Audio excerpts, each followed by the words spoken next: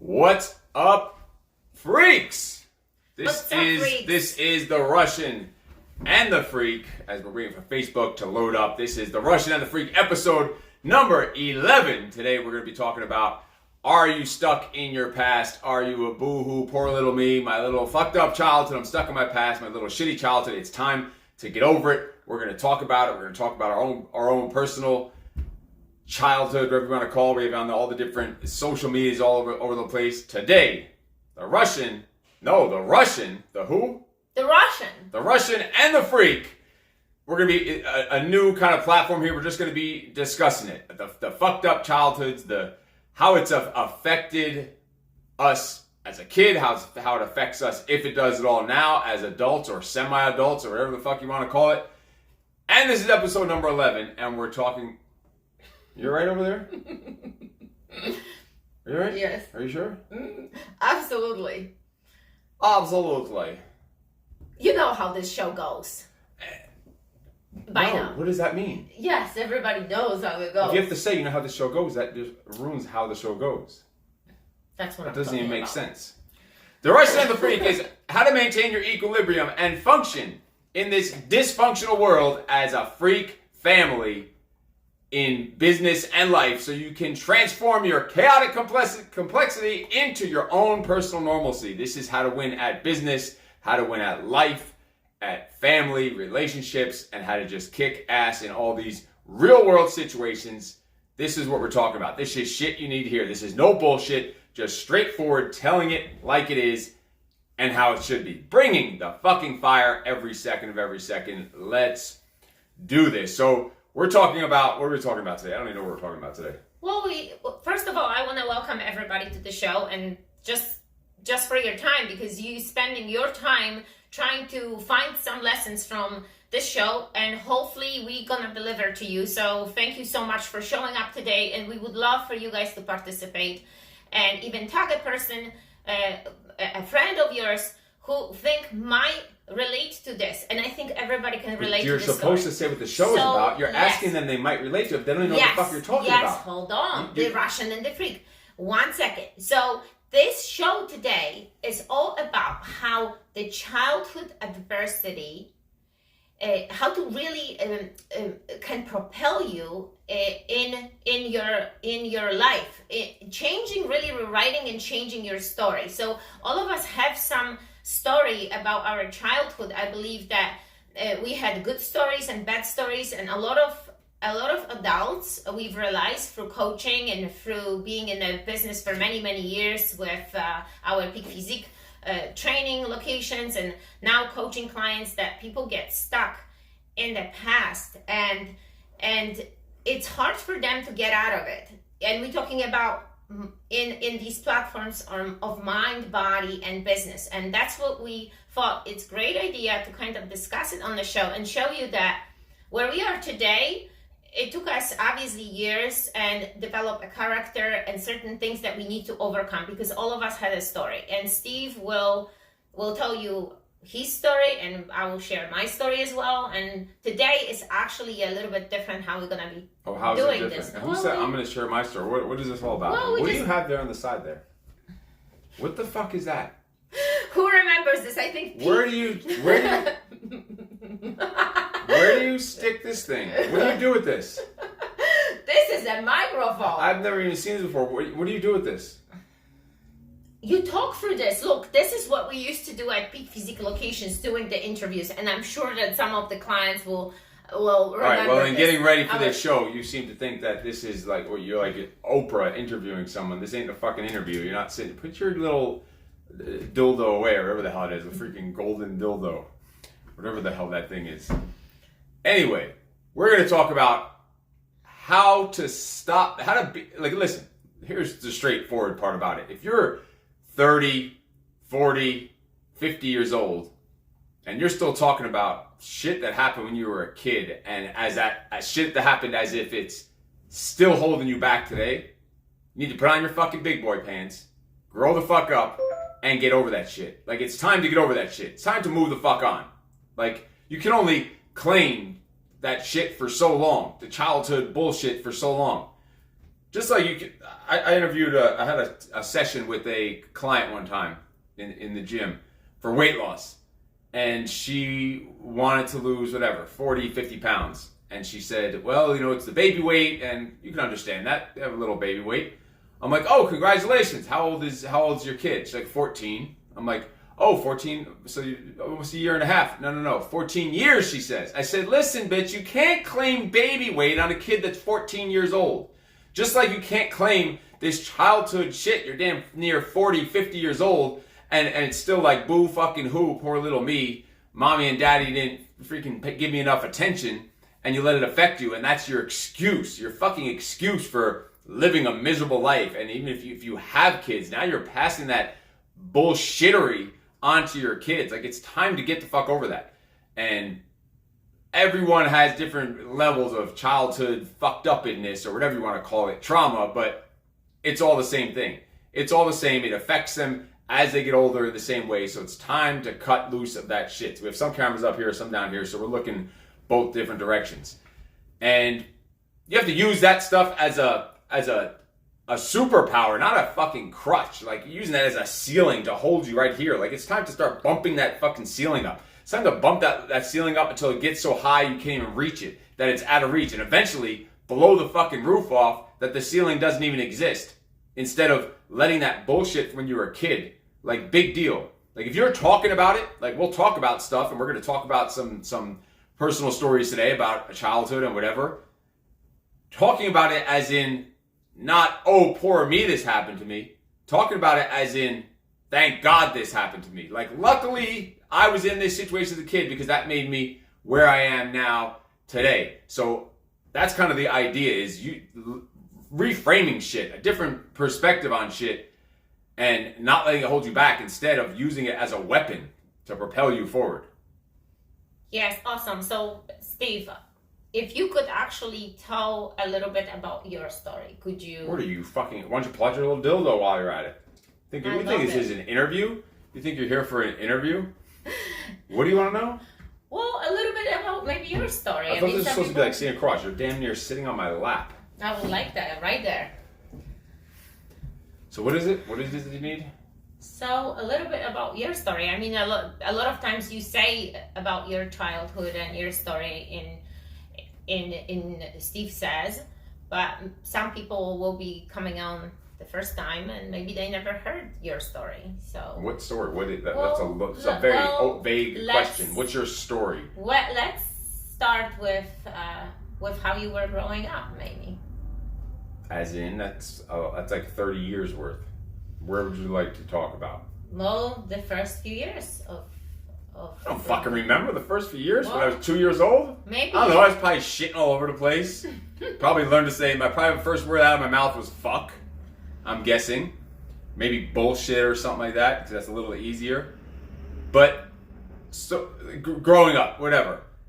And everything, all the stories we're telling today are to give you examples of what you can do and go through. And sure, many people have it much worse. Like, I grew up as a ghost, a little fucking ghost, as in zero attention. And that's fine. And I like it, because that gave me superpowers. Instead of saying, oh, now I'm going to be an adult and be a ghost, it gives me a superpower to be able to, if I have to be by myself in a office or in a hotel room for 6-7 hours, to just sit and grind and work and get some shit done. I don't have to go run around and do all this other stuff. I have that superpower that I could sit and focus and be totally fine by myself and make shit happen. Like, I'll build a fucking business in a day or two with that superpower that I got from being ignored when I was a kid. So luckily that happened to me. And my best friend when I was a kid was the wall, the side of the house. I would throw the baseball against the wall, a 9-inning ball, a game. I would pitch it and throw it. It'd be like strike one, strike two, literally 9 innings, 3 outs an inning. And I would do that all the time. That was like, and I would sometimes lose the game. That's pretty fucking pathetic when you lose a game against a wall. And I would lose it, because if you throw it too hard, it was a fence, it bounced over, it was a home run, I'd keep the score, I'd know the pitches, I'd know with the different players that were up at bat, they'd hit home runs. Sometimes I would cheat and make myself win, but sometimes I'd lose to a fucking wall. But that was the best friend, was a wall. And as much as a ghost as I felt, I would wear a Zorro mask, probably until I was 4 or 5. So I went to kindergarten probably. I went to kindergarten when I was 4. I wore a Zorro mask all around town, because I thought that if I had that on, people couldn't see me. They wouldn't know who I was. Because I figure I'm a ghost at home, I might as well just be a ghost everywhere. But that people just looked at me like I was a fucking weirdo because I'd be running around the park. I can't imagine why no one wanted to play with me in the park. And no one still wants to play with me. I go to the playground now and all the little kids run away from me. I don't know what the fuck's up with that. I'm like, no, I'm not wearing the Zorro mask. Let's play. And I'm fucking running around them like a garden gnome, chasing them around through the playground shit. And they're running from me. But I don't know. And then the cops come and I run and they think I'm a creep or something. But anyway, that's beside the point. Yes, awesome. Thank you for sharing. So, look, it looks like it's difficult, right? When you hear this story, like crazy story, and I'm sure you have some kind of story to tell us and share with us. And my childhood, I was growing up without a father, and just recently I even shared this on one of my Instagram feed stories, how it affected me growing up.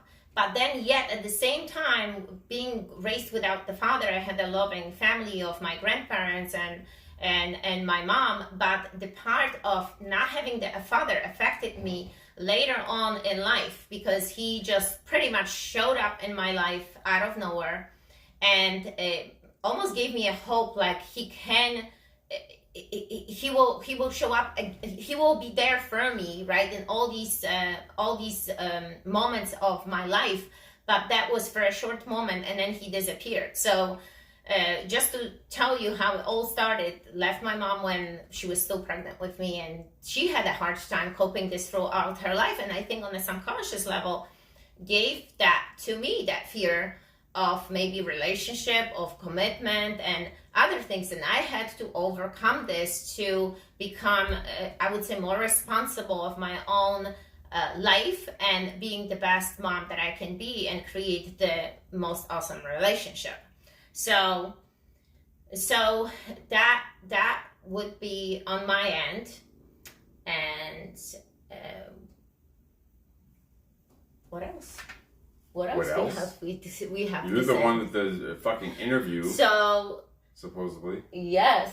So guys, is there anything that you would like to share and comment with us today? We would love to. Now I see some of you are showing up, coming on, and so I always think about it. What's worse, like people say they grew up without a father, and then people that grew up with a father who beats them, or they grow up in a house and they're sexually assaulted or whatever. I was never sexually nothing, whatever. I did look at my first porno magazines when I was like 4 years old. I stole them from my brother. Those are some stories. Freaking 4 years later. He left for the Marines at 17. He came to the room. He's like, give me my magazines back when he was leaving for the Marines. I was like, I don't know what you're talking about. So at the time I was 7. I already had them for years. And he's like, give me my magazines back. And I tried to play dumb. He's like, I know you have them. I'm not stupid. So I gave him them. And there was like, I don't know, 5 or 6 that I stole from him.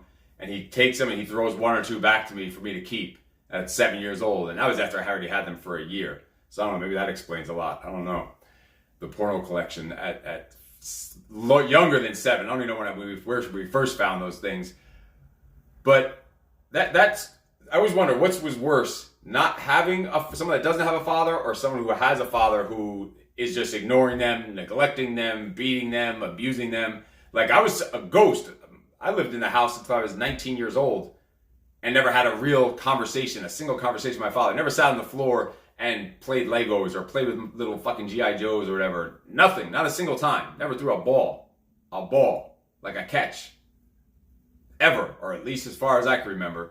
So then it's like, I'm a kid. I'm like, all right, someone beat me. Or someone do something horrible to me. Someone touched me in a funny place. Because at least then I wouldn't be a ghost. That's where you start. So I wonder what's different. And it's probably the same kind of, when you get older, you probably have the same whatever in your own fucked up in his head from either way. But I wonder what it is, because she didn't have a father. My father was there, but I was a ghost, so it's almost very similar. But some of them it's there, some of it's not. And then we get older, and I talk to men about the project all the time, and almost every call, it's something back to childhood that's holding grown fucking men back to be. And these are sometimes fairly successful, sometimes dead broke. Sometimes they're with kids, sometimes without kids. Sometimes married, sometimes not married. But just imagine that. A married fucking dude with kids, semi-successful, but not thriving, and sitting there still at 30, 40, 50 years old, still talking about the fucking childhood shit that's holding him back from being the man that he's supposed to be. Imagine where the direction those kids are going to go if you don't get your fucking shit together and get over that shit. Learn, again, how to reframe that stuff. How to reframe being the ghost into being an entrepreneur. That's the way I saw it. Like, I was getting entrepreneur lessons because that's what it takes to be an entrepreneur, is to sit up late nights by yourself, no one there to help you, figuring shit out, all alone, in the dark, pulling all-nighters, and that's what happens when you're alone at home and you're a ghost and you have no friends. You don't go to sleep, you just sit there. I would sit up till 3, 4, 5, 6 in the morning as a kid, just thinking of different ways I could make money so I could go buy some fucking Twinkies because we wanted some food, because we didn't have any fucking food. We'd get the church would bring over food, cans of like government food, the big block of government cheese. That cheese was fucking good. I want to see if we can get some. See if we can order some government cheese. Hold on, talking about this cheese, this was like a, was it like a block of cheese? Was it like an orange color? Of course. So shit was fucking good. Can you imagine, guys, that exactly the same thing was going on in Poland years ago? Because I grew up in Poland, and the churches would distribute these block of orange cheese to poor families. And here we are at the same time. Steve here in America received the same help. We haven't received the help, but when we used to go to the church, we would see these block of cheese. And till actually he told me the story, till that day I couldn't comprehend this whole thing. Like, how come like these big cheese comes from America to these families? But as he mentioned, like, he grew up with a father but kind of without, and me completely out. He showed up when I was 7 years old. I remember like today. He moved to Germany, and I remember I was living at that time with my grandparents. And my first he sent a package to me. It was like a beautiful package with beautiful things for school, and I was just like barely 7 years old. And he pulled with the Audi, I remember, a nice light blue color car. And he showed up for the first time, and I remember my mom was talking to him outside, and then I had a moment of maybe like an hour to talk to him, and that was it. So what I've realized through my life, that missing him, he was replaced by my grandfather. My grandfather was there because I was raised by them with my mom in the same household. Grandpa was like leading a position of almost being like my father, teaching me how to ice skate, teaching me how to ride a bike, teaching me how to play soccer. We would go on amazing trips with the family, and Grandpa had that role. But it's still, you probably, like, if you know what I mean, like, the father should be there, right? But Grandpa was trying to help as much as he could, and he did a fantastic job, and I'm forever grateful. Today is he's 93 years old, and still I am able to talk to him, and just recently was telling him how grateful I am for all these things that he did with Grandma. So imagine if you didn't have a positive male role model, because all kids need a positive male role model. That's why I do the show with the kids, breaking the cycle, because you need both ends of it. You need obviously a father and a mother. The kids that don't have a positive male role model, and then they don't have a grandfather either. And you know, grandfather, a little sometimes old and fucking out of touch, and that's not the same as father, but at least it's something. But imagine if you didn't have you definitely would have been like some Russian mail order bride, or some like stripper or some shit. Because I've seen the fucking high heels that you wear. So you were just one little twitch away from like straight up, I don't know. I have to tell you, this is your super special power, like turning this into something you don't know when it's coming, and it just arrived, about me and the heels. It's really freaking funny.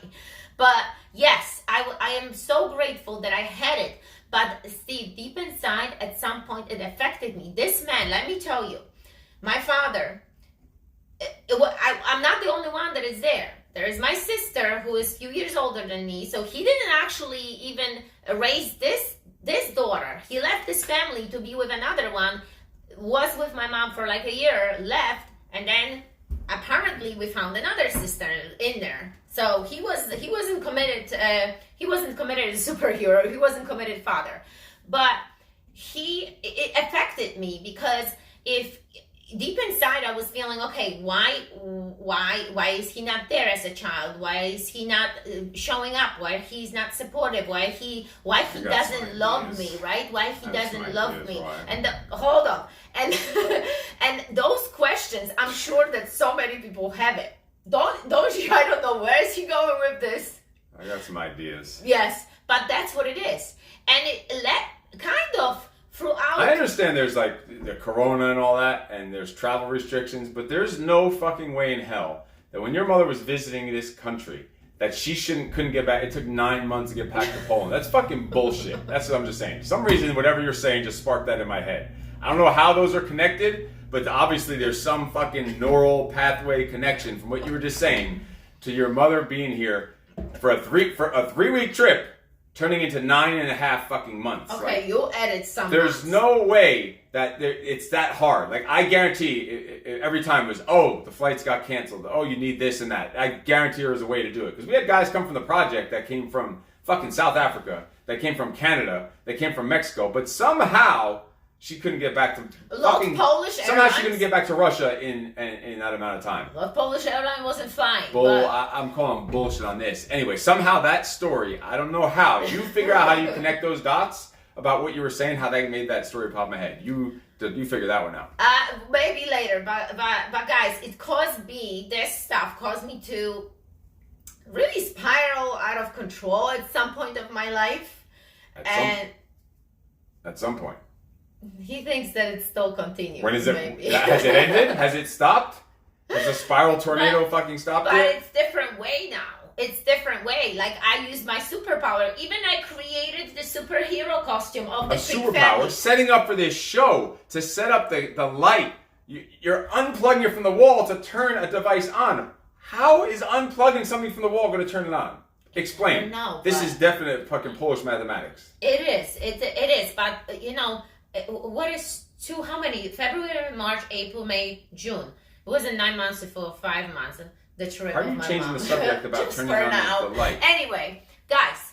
So just to bring it up a little bit more, things that happened in my life, how it affected me. Imagine being 13-year-old. We moved out from my grandparents' house. My mom got an apartment, and we moved into the apartment. And a few years later, I remember, like today, I was doing my homework. I was doing math, and look how events, like significant events in your life, made such an imprint in you that you remember every single thing about it. It's so crazy. So I'm doing the math, and there is a doorbell. And math? What kind of math? Like actual math? Like math. I was doing math homework. I remember sitting at my homework in Poland. That must have been entertaining. Anyway, continue. Okay. And there is a doorbell, and I opened the door, and I remember my mom has like a double door in Poland because they used to install the double doors. Because of the robbers. Ain't no one breaking into that house. The fuck are they gonna steal? The little 9-inch black and white television? What the fuck? With the rabbit ears on top? I don't know. And the tinfoil attached to get reception for the propaganda news network? Yes, but I have to open open this. What the fuck is someone gonna steal from that place? Open one, and there is the other door, and there's this man standing there. And my heart went up to my throat, and I felt like squeeze. And then there is a girl standing next to him, okay?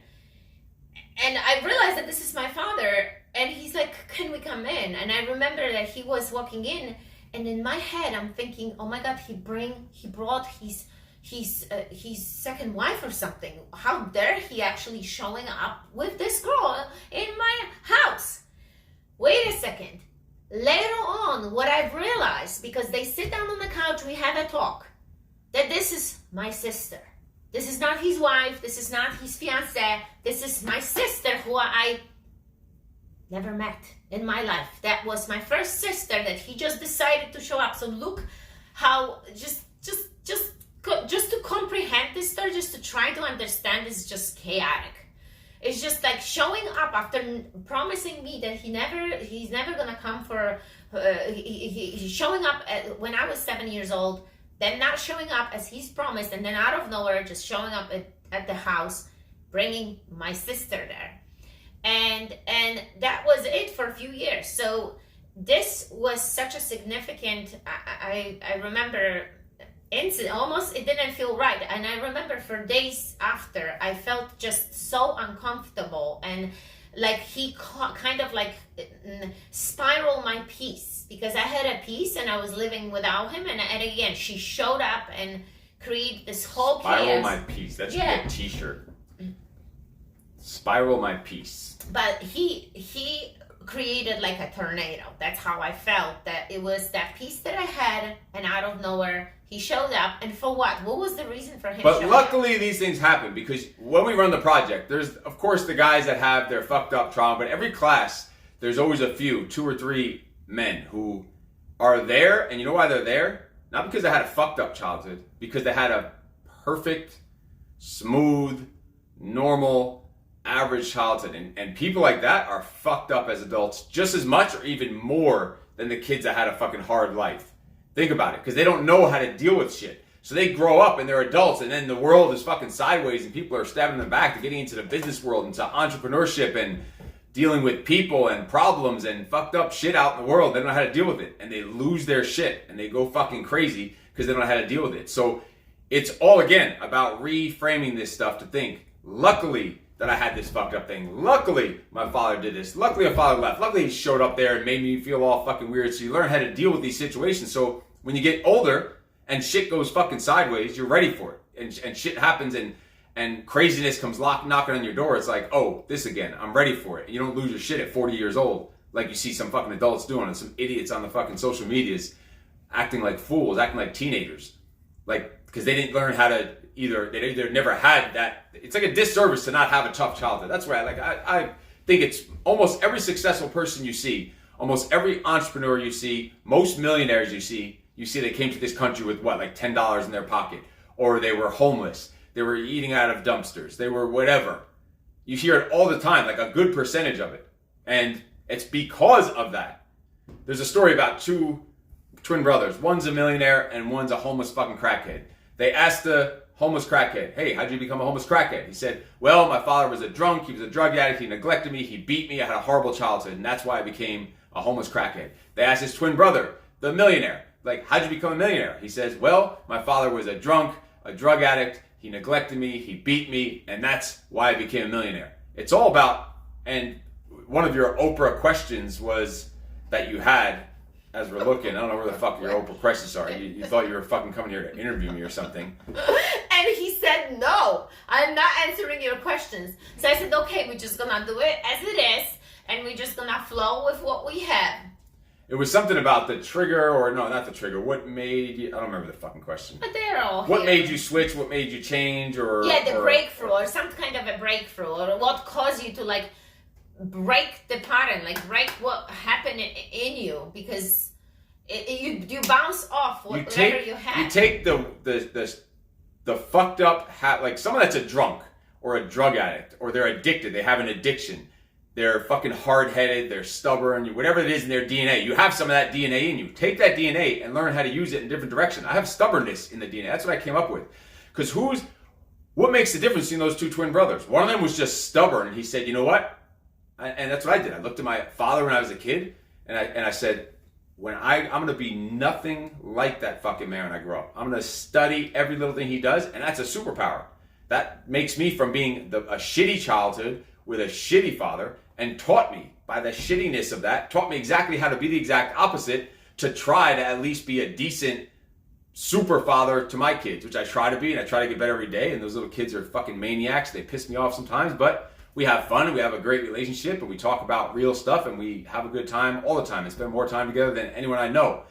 And it's a stubbornness. It comes down to being fucking hungry and stubborn. Like hungry literally and figuratively. Like hungry like I was fucking starving as a kid. Like I got caught stealing for the first time when I was 3 years old. I stole chocolate. Who steals at 3 years old? Well, because we didn't have any food, and I wanted some fucking chocolate.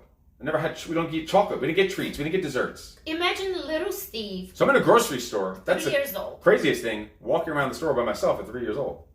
That's what you do in the grocery store. And they had those little 1-cent candies, and the real chunky ones were 2 cents. And you would take the candies, you had to put your 1 cent or 2 cent in a little jar. It was just like a trust system on the candies. I don't remember because I wasn't raised here. They're like in these twisty little chunk things in the Grand Union in Suffern, New York. Now it's OTB, the off-track betting. It used to be Grand Union. We would walk there.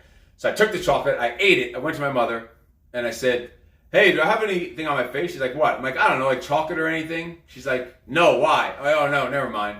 And she got it out of me that I stole chocolate. She made me go to the store manager and give him his fucking 2 cents. I had to give him 2 pennies and apologize to him for it. And I thought in my head, I said, if I didn't ask about it, I could have got away with it. So next time I went, I ate 10 fucking chocolates and I didn't ask anyone nothing. It was delicious.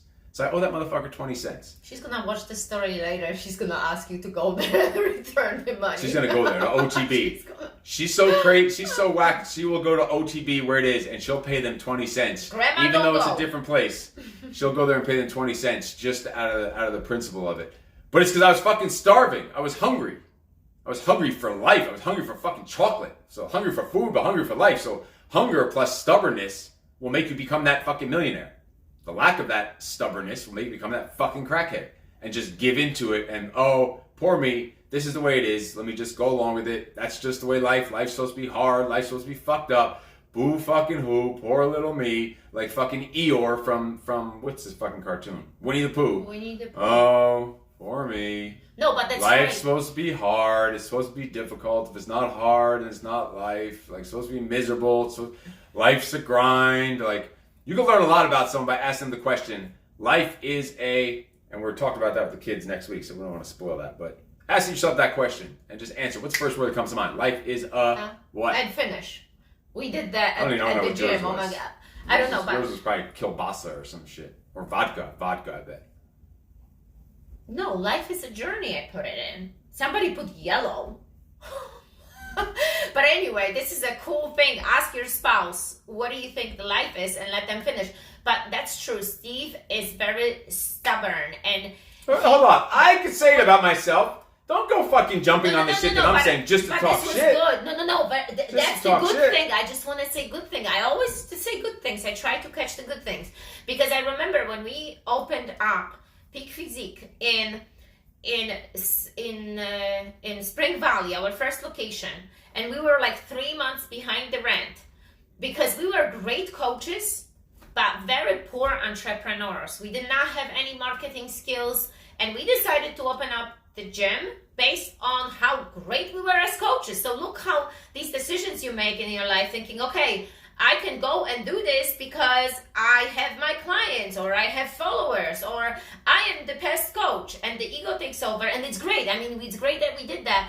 But then the obstacles come, and if he wasn't stubborn enough and focused and like resourceful and like being like, we're gonna figure this out, we would have never made it. But he was, listen, he would work like, I don't know how many hours. I remember going to Spring Valley, being there at nighttime, and he would sit down and search and research and trying to find out ways to make this happen. And once he figured this out, we were able to jump over the obstacle, cross over the obstacle. So for those of you who are struggling right now, there is always a way. And I think like the obstacles are made always there for a reason. They freaking testing you. It's like a test in your life to see, okay, are you gonna freaking do this? Are you strong enough to make this happen? Are you strong enough to make shit happen?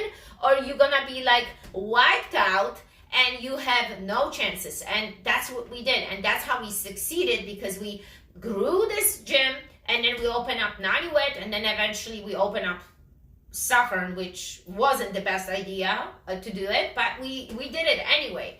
And I saw these in Stoic qualities. philosophy, they say it's something like the obstacle is something about the path to success. That the obstacle is the path. The obstacle is the way to the success. Like you can't get there. You can't have any success, any fucking money, any victory, any nothing. No level of success without a high level, a significant level of obstacles, roadblocks, suffering, pain, hardship, adversity. Like that's what makes it success. And if you don't even have that, what's the fucking point? Who even wants that? Like that easy life is fucking miserable. Easy is average. Easy is ordinary.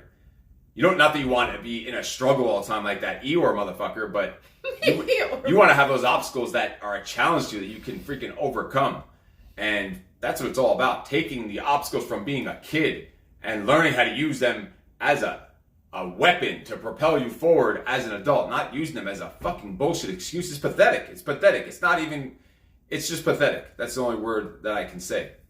But some things do stick with you when you're older from being a kid. And some things are even harder to get rid of than others, whether they're habits or one of your Oprah questions were, what do you have leftover triggers? So I'm going to ask you your Oprah question. What leftover triggers do you have other than fucking spiraling like a tornado and going to turn the TV on, you run around and rip the plug out of the fucking wall. Other than that trigger that apparently the spiral to your piece made you unplug TVs to turn them on. And we're not talking about childhood.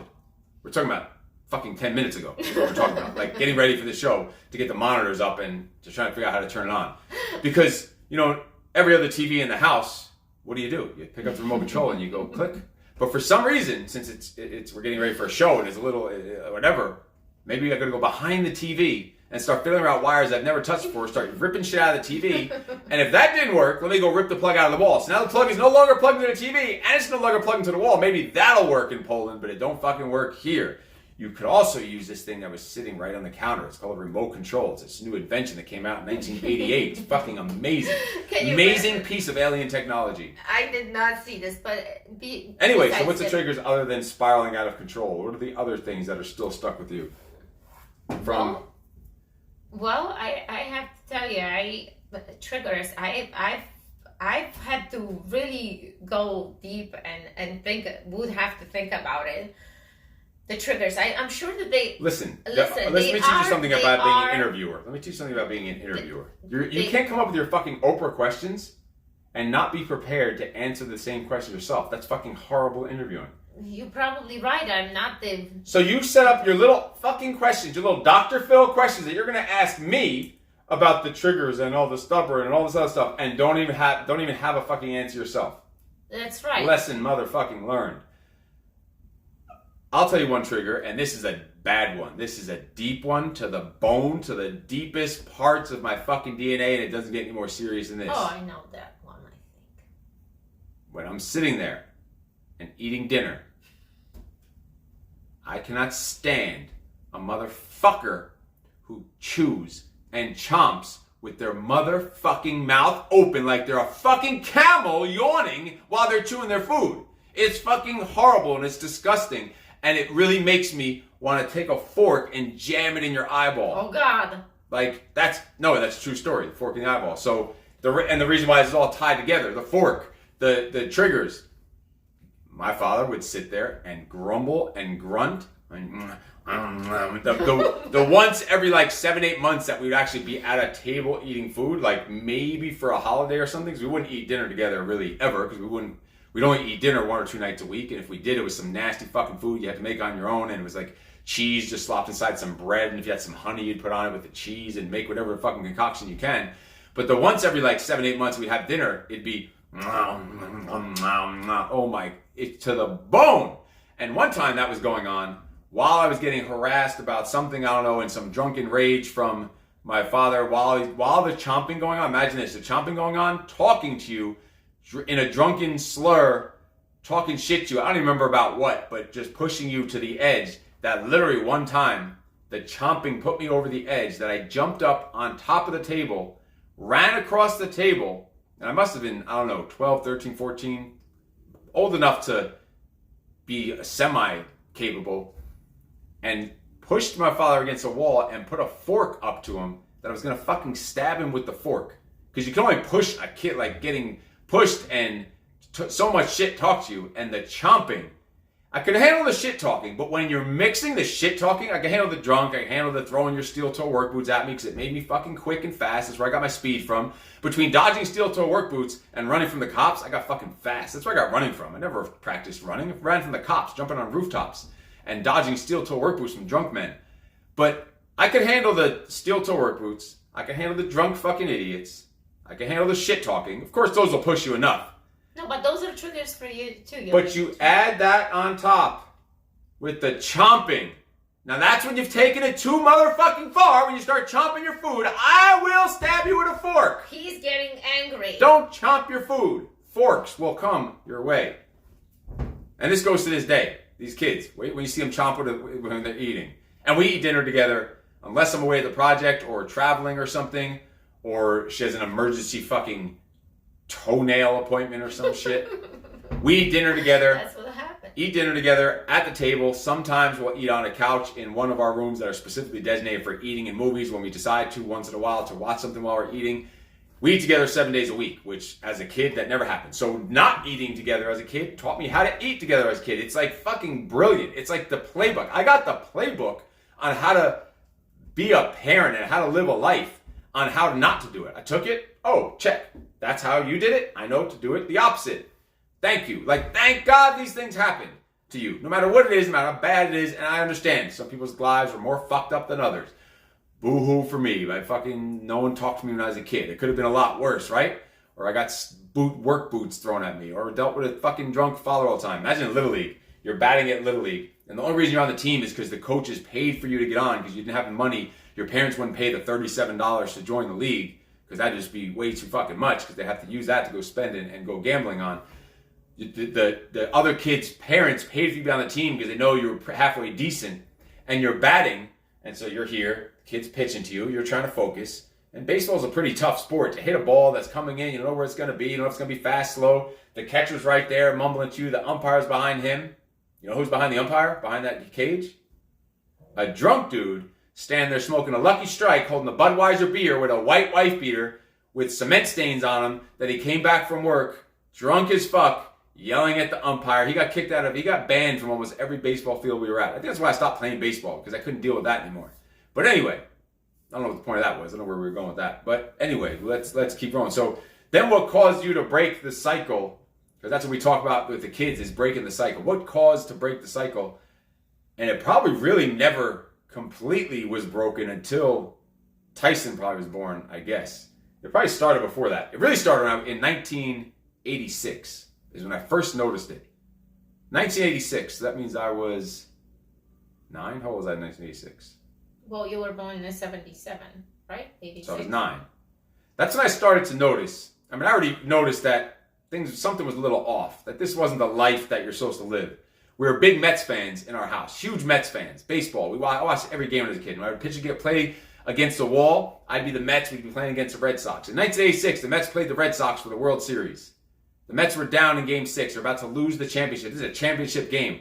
One more out, the Mets lose, and they don't win the championship. They go home losers, and the Red Sox win the World Series. The ball gets hit to first base. Keith Hernandez hits it.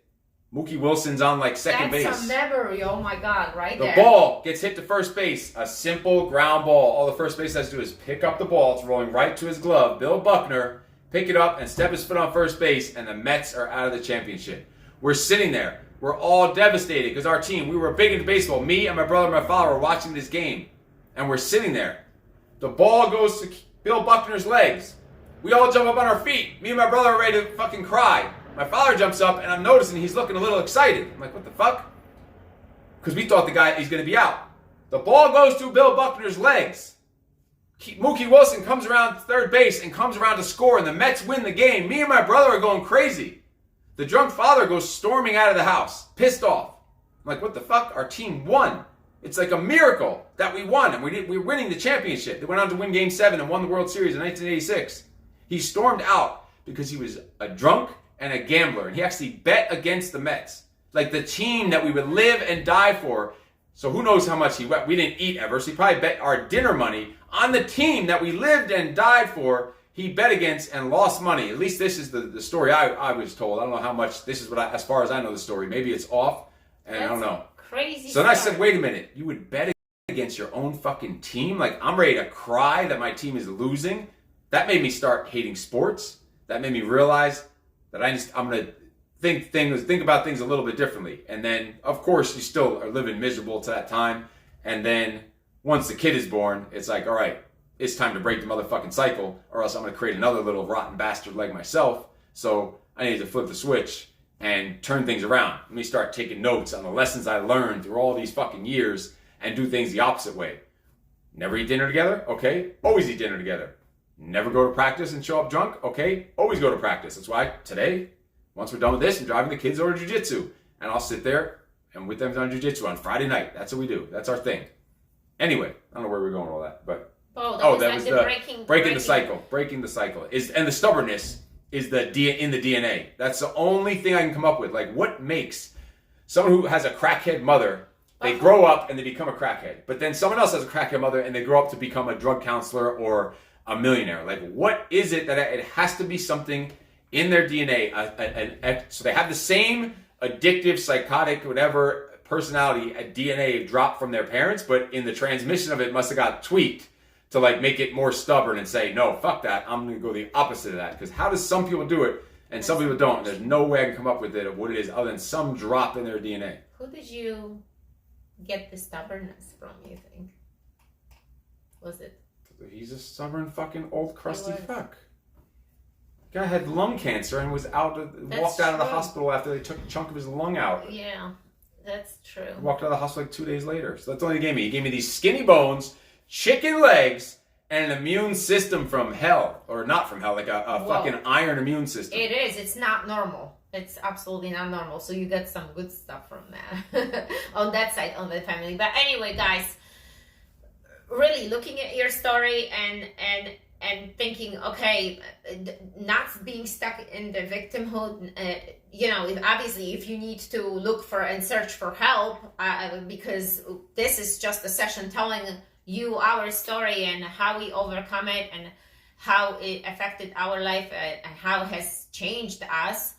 But just really trying to rewrite that story and thinking, okay, this was bad, but I can create my own vision. And by creating better vision and taking steps going forward to create this vision a reality. Because otherwise, like if you are stuck in this negativity and maybe you have not good people around you, it will be very hard for you to overcome it and create a better future for yourself. And really in all areas of your life, like your mind, your body, and even your business. And it's never too late. You're that 40, 50-year-old still fucking crying about mommy and daddy. All it takes, you know what all it takes? Fucking decide to fucking change direction, to break the cycle, to be the stubborn one. Just a decision, that's it. There's no secret to it. A fucking decision. Make a decision. I'm not going to be the same. I'm going to be fucking successful. I'm not going to be broke. I'm going to go make some money. I'm going to go come up. I'm not going to go have a regular job. I'm going to go start a fucking business. I'm not going to be living in safe and comfort. I'm going to go do some wild, crazy, bold moves and take some fucking risks. Like all it takes, all those things are just decisions. You fucking decide. You decide you're going to be fat or fit. You decide if you're going to be broke or rich. You decide if you're going to be a shitty parent or a good parent. All it takes is you deciding it. Like, really think about it. No matter how fucked up it's just in your fucking head. Like, you could just say, all right, I'm done being like that. Done. No matter what it is, no matter what the habit is, or the fucking weakness, or the vice, or the bullshit you tell yourself in your head. It takes a fucking decision in your head, and it's done. It is as easy as that. As simple as it sounds. You go, oh, it's not that easy. Yes, it fucking is. You just don't want to make it that easy. You want to just have the fucking easy way out, easy answer of just a mediocre, an average, whatever. But the point is, we can sit here and just talk about stories all day. So share some of your stories, send a message out about some of your stories. What have you used from your childhood to propel you forward to success and overcome and to be the stubborn one to break the cycle in your family tree, to take things in a whole different fucking direction. Share that with us because we got to get rolling because I need to go fuel up. Yes, and just to mention again, if you are a man, you should enter the project because those are things that Steve mentioned earlier that you can actually break the cycle during the project. So Steve will be able to tell you more because he's the instructor of the project, and sign up to become a better man, better father, better husband.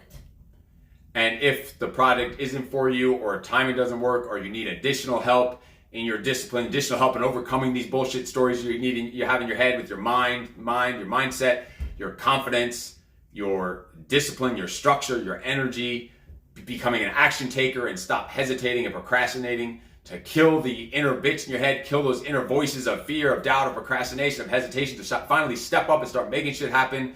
We can also talk about if one-on-one Operate to Dominate private coaching is for you also. We both do that for men and women. So if you need some help in any of these areas, let's jump on the phone, and it can't hurt for us to have a conversation about it and see how we can help you. Hopefully stuff like this helps you also. But we need to get rolling. This has been episode number 11 of The Russian and the Freak.